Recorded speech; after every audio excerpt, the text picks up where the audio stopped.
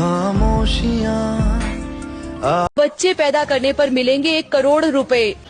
আমার মনে হচ্ছে কি দীপঙ্কর এইটারই প্র্যাকটিস করছে 1 কোটি টাকার জন্য।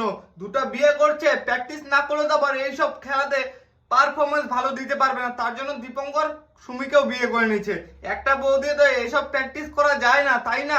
3-4টা বউ লাগে যাতে ঘের ঘের করে কাজ চলে, তাই না দীপঙ্কর দা? আমি ঠিক বললাম তো? কমেন্টে জানাও তোমরা যে দীপঙ্কর দা মনে হয় এই 1 কোটি খেলার জন্যই মনে হয় দুটো বিয়ে করছে প্র্যাকটিস করার জন্য। छूकर तुम्हें खिले এই 1 কোটি টাকার জন্য দীপঙ্কর দা এত পরিমাণে কষ্ট করছে, এত পরিমাণে পরিশ্রম হয়ে গেছে যে নিজের জাঙ্গা প্যান্ট পরতে পর্যন্ত ভুলে গেছে। দেখো দীপঙ্কর দা কই মাসটা কিরকম ছটপট করছে।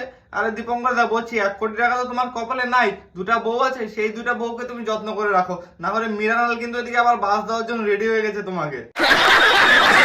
মিরানাল ওদিকে আরেকটা মেয়ে নিয়ে খুব সুখে আছে, আর এদিকে দীপঙ্করের তো দুটা বউ নিয়ে দীপঙ্কর রাত কাটাচ্ছে। মিরানালও কদিন পরে দেখবা 2টার থেকে 4টা বউ করে দিবে, কারণ এটা ওদের নেশা, এটাই ওদের পেশা।